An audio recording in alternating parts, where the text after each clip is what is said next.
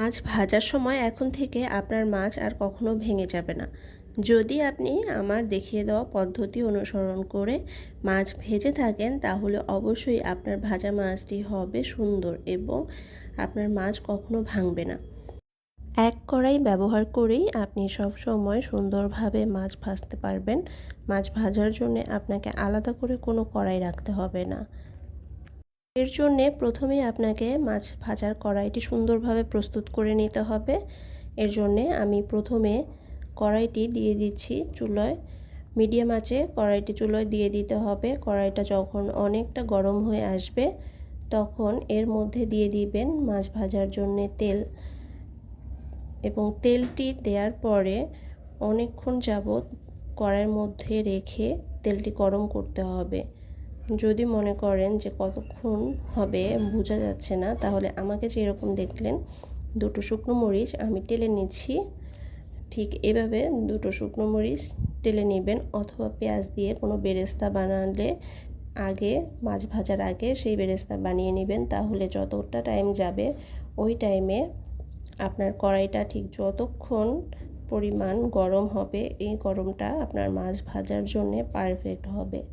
ঠিক ওই সময় যখন আপনার কড়াইটা ঠিকভাবে গরম হয়ে যাবে, তারপর এইভাবে মাছগুলো দিয়ে দিবেন এবং খুব সহজে দেখবেন মাছটি উল্টে যাচ্ছে এবং মাছটি কড়াইয়ের সাথে লেগে থাকবে না, যাতে করে আপনার প্রতিবারের মাছ ভাজা হবে একদম পারফেক্ট।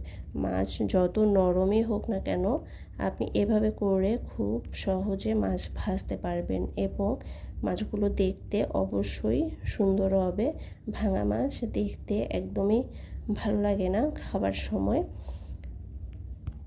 আশা করছি আপনি যদি কড়াইটি সুন্দরভাবে গরম করে তেলটা তারপরে গরম করে দিয়ে যদি মাছগুলো দিতে পারেন, তাহলে অবশ্যই আপনার মাছগুলো হবে সুন্দর এবং আস্ত অবস্থায় থাকবে, এগুলি ভেঙে যাবে না।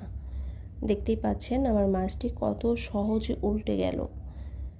এটার জন্যে একদমই খুন্তি দিয়ে আমাকে খোঁচাখুচি করতে হয়নি বা জোড়াজড়িও করতে হয়নি, খুব সহজে উঠে আসছে। টিপসটি অনুসরণ করে যদি আপনি সত্যি সুন্দরভাবে মাছটি ভেজে থাকতে পারেন, তাহলে অবশ্যই কমেন্ট করে আমাকে জানাতে ভুলবেন না। কিন্তু আমি আপনাদের কমেন্টের অপেক্ষায় থাকলাম। আর আমার এই কুকিং চ্যানেলটি যদি আপনার ভালো লেগে থাকে, তাহলে অবশ্যই সাবস্ক্রাইব করে পাশে থাকবেন। আমার চ্যানেলটি একেবারে নতুন হওয়াতে সাবস্ক্রাইবার সংখ্যা খুবই কম। যদি এই সময়